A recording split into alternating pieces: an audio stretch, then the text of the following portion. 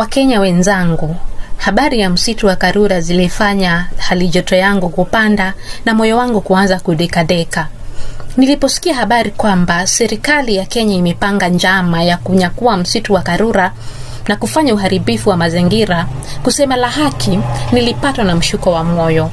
Kinyongo kilinisakama kama kibanzi cha ukuni akinibanduki.